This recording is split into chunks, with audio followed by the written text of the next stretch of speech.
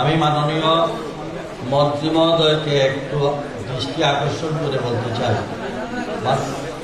জেলা প্রশাসক সাহেব, মন্ত্রী সাহেবকে আমার বক্তব্য শোনার জন্য অনুরোধ করছি। আপনি আমার বক্তব্যটা শুনুন। প্রত্যেকটা স্কুলের অবস্থা গিয়ে দেখেন, কলেজের অবস্থা যেখানে পড়ার পরিবেশ তো দূরের কথা, মানুষ গেলে অসুস্থ হয়ে বেরিয়ে আসবে।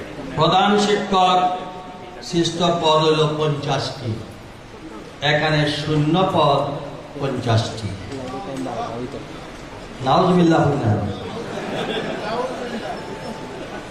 উপজেলা মাধ্যমিক শিক্ষা অফিসার 40 জন থাকার কথা, মাত্র 6 জন দিয়ে 40 জনের কাজ কিভাবে সম্পন্ন করা হয়? মাদ্রাসাগুলো, এই মাদ্রাসার পদগুলো শূন্য থাকে প্রায়। আমি মনে করি এটা বৈষম্যের শিকার।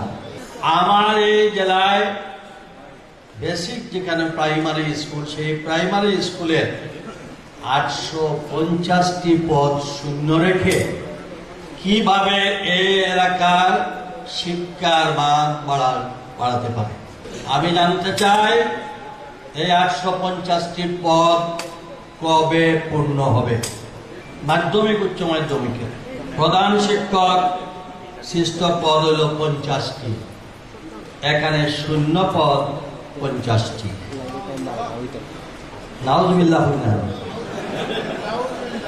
50টি পদ শূন্য রেখে কিভাবে এখানে শিক্ষার মান উন্নত করা যায়? মাধ্যমিক শিক্ষা অফিসার 40 জন থাকার কথা, এখানে মাত্র 29 জন। তারপরে জনবল শূন্য। স্বয়ং প্রধান শিক্ষক যদি এই না থাকে তাহলে বাকিটা তো আর কি বলবো আমি। উপজেলা মাধ্যমিক শিক্ষা অফিসার 40 জন থাকার কথা, মাত্র 6 জন দিয়ে 40 জনের কাজ